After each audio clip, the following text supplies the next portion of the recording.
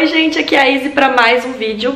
Caso você não me conheça, prazer, meu nome é Denise, eu tenho 20 anos. Atualmente eu estou indo para o 7º período de medicina numa faculdade que chama UNIRG, em Gurupi, Tocantins, que é onde eu nasci e onde eu moro. Vocês sempre me perguntam muito sobre dicas de estudos, como eu estudava, como eu estudava matemática, redação e como eu passei em medicina. Eu já fiz um vídeo contando só o passo a passo de como foi a minha aprovação, mas eu resolvi fazer esse vídeo com algumas dicas gerais que eu ouvi dos meus professores e que eu usava para me preparar para o Enem. Eu fiz o Enem no primeiro, no segundo e no terceiro ano do ensino médio. Não foi através do Enem que eu passei nessa faculdade que eu estou hoje, mas eu usei a minha nota do terceiro ano e tinha conseguido ProUni em uma outra faculdade. Eu já falei isso para vocês e eu continuo batendo nessa tecla. Uma prova, ela não tá ali só para avaliar o conhecimento do aluno.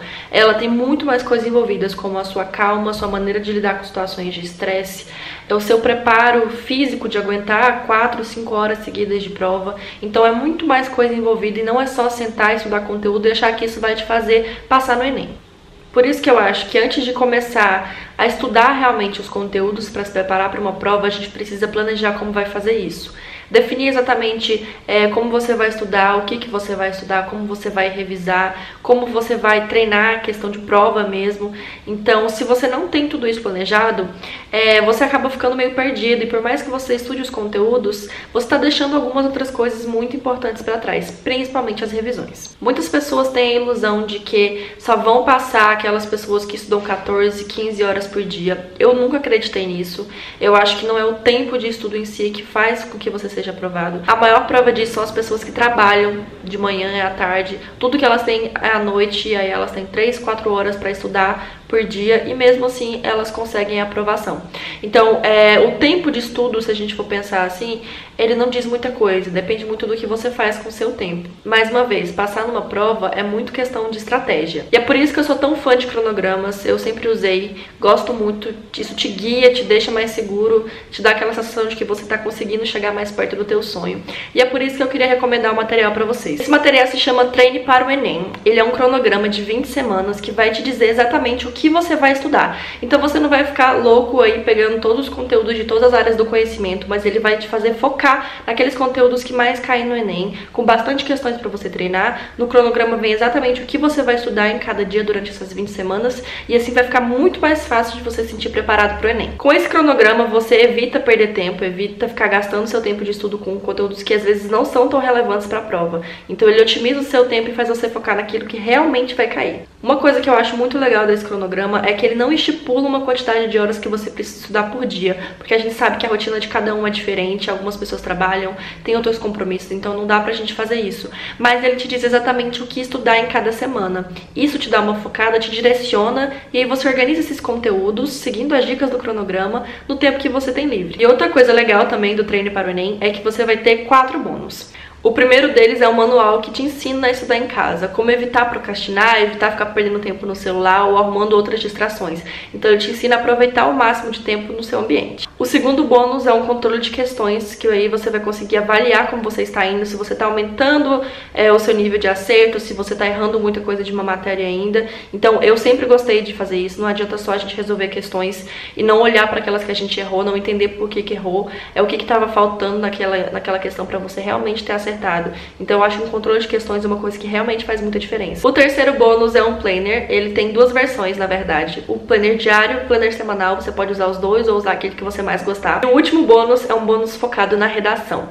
É um guia que vai te ensinar como fazer a introdução e desenvolvimento do seu texto, como adaptar um molde a qualquer tema que eles te derem. E eu acho isso muito legal, porque era uma dica que a minha professora me dava no meu ensino médio, para você criar o seu modelo de redação e só alterar aquilo pro tema. Então realmente isso poupa muito tempo, isso te dá mais segurança, você não fica tão perdido, tipo, meu Deus, eu nunca fiz nada sobre esse tema e agora? Se você tem esse roteirinho, é mais rápido e mais fácil. Eu vou deixar o link aqui no box de informações. Esse material custava R$120 e tá saindo por 60, então é metade do preço. Eu acho que é a oportunidade de vocês adquirirem. Agora que a gente já tem um cronograma, que a gente sabe como a gente vai aproveitar o nosso tempo e o que a gente vai estudar, a gente precisa realmente partir para as particularidades de cada área do conhecimento que cai na prova. Lembrando Lembrando que isso aqui são dicas minhas pessoais, coisas que eu fiz e que funcionavam pra mim. Pra parte de linguagens, né, que aborda tanto gramática quanto literatura, como a própria redação, eu sempre gostei de assistir filmes que tivessem alguma coisa pra eu extrair não somente uma história ali. Então filmes que tinham críticas sociais, econômicas, que retratavam épocas, períodos históricos, tudo isso agregava muito. Uma coisa que eu sempre fazia pensando na parte de língua estrangeira era assistir tudo isso legendado, porque por mais que lá não seja uma aulinha te ensinando como fazer o verbo to be, quando você treina o seu ouvido, você lê uma frase na prova, você consegue entender se aquela frase faz sentido ou não. Então, às vezes, você não sabe exatamente como conjugar aquele verbo, mas você já ouviu no filme a conjugação dele, aí você vai ler a frase e você vai sacar que aquela é a resposta. Leitura e conhecimento de mundo de maneira geral. Hoje a gente tem uns podcasts, né, que tem vários temas, abordagens, notícias, ou realmente discussões de temas, o que eu acho fantástico. Você pode, sei lá, estar lavando uma louça, escutando um podcast que fale sobre a fome e a economia, então isso agrega muito. Eu gostava sempre de acessar vários sites de notícia, eu acessava pelo menos 3 sites pela manhã e à noite, isso me ajudava a me manter por dentro, porque às vezes nessa rotina louca da gente estudar, tão focado, né, a gente acaba ficando meio desligado das notícias, então eu fazia isso e lia matérias, né, pra poder me atentar ao que estava acontecendo no mundo. Uma dica que eu dou pra vocês e que inclusive tem dentro do material do Treine para o Enem é ter uma coletâneazinha de coisas que você possa usar na redação. Então eu sempre tinha anotado frases de filósofos e sociólogos que dessem para encaixar em vários temas, aspectos históricos, né, citações históricas que dessem para encaixar. Então, por exemplo, eu sei que para qualquer tema que abordasse de alguma maneira destruição do meio ambiente ou alguma coisa ambiental, eu dava para usar a Revolução Industrial, que é onde teve esse boom, e aí acabou gerando a liberação de combustíveis fósseis e tudo mais. Então o impacto ambiental a partir da Revolução Industrial foi muito grande, né, que aumentou a produção de escala das coisas. Então era uma coisa que eu sempre tinha na manga para usar e que ficava fácil, né, porque isso agregava na minha redação. Matemática para mim é a área que a gente tem que tentar ao máximo tirar uma boa nota, porque é mais fácil. Matemática é uma coisa complexa que a maioria das pessoas tem dificuldade. Então, mesmo que você não acerte, tipo, eu lembro que teve um Enem que eu acertei 29 questões e a minha média em matemática foi 800 e tanto. E eu tinha acertado 32 em linguagens e a média foi 700 e pouco. Então, por conta da complexidade, se você acerta um número bom de questões em matemática, a sua média vai lá em cima e isso acaba contribuindo muito para a sua média final. Para estudar matemática, eu sempre gostei de exercícios. Os meus professores do ensino médio sempre falavam, gente, por mais que existam provas diferentes, né, as bancas sejam diferentes, façam novas provas, não tem como mudar muito o que pedir de cada questão. Então as questões de trigonometria vão seguir mais ou menos o mesmo padrão.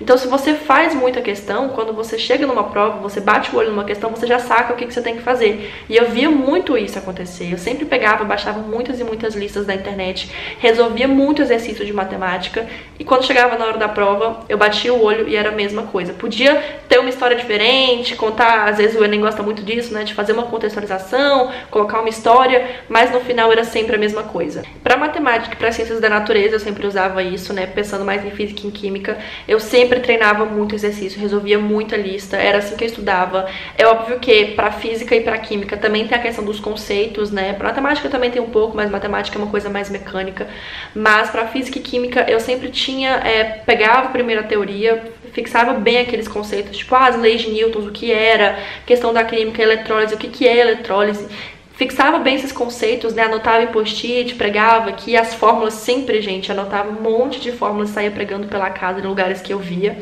Então, depois eu partia para resolver muito exercício, porque até resolvendo o exercício de tanto usar aquela fórmula, você decora sem perceber. Eu nunca fui uma pessoa muito boa em humanas, geografia, história, sociologia e filosofia.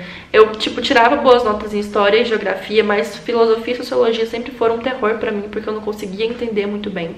Mas uma coisa que eu sempre gostei de fazer para estudar essas áreas eram videoaulas.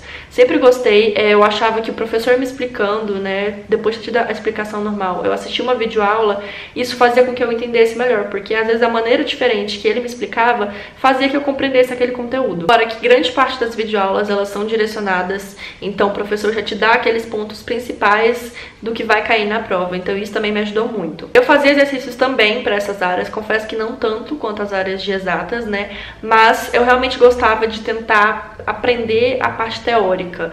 Então eu assistia muita videoaula, sempre assisti muita videoaula. Os filmes também encaixam bastante, porque se você assiste um filme que retrata uma época histórica, fica mais fácil de você entender o que estava acontecendo. Essas são as peculiaridades que eu usava assim para cada área do conhecimento, mas de maneira geral eu sempre fazia o simulado no final de semana, tira um dia, pega realmente, tipo, vai pra uma biblioteca pública, eu sei que agora nessa época de pandemia tá difícil fazer isso, ou se isola no teu quarto, imprime uma prova, marca exatamente o tempo de prova, fica ali sem nada, desliga o celular, deixa só a garrafa de água, uma comida e se força a fazer a prova. Porque muitas vezes você sabe o conteúdo, você sabe responder, mas você gasta muito tempo numa questão e se perde no tempo final. E aí acaba tendo que resolver o restante das questões correndo.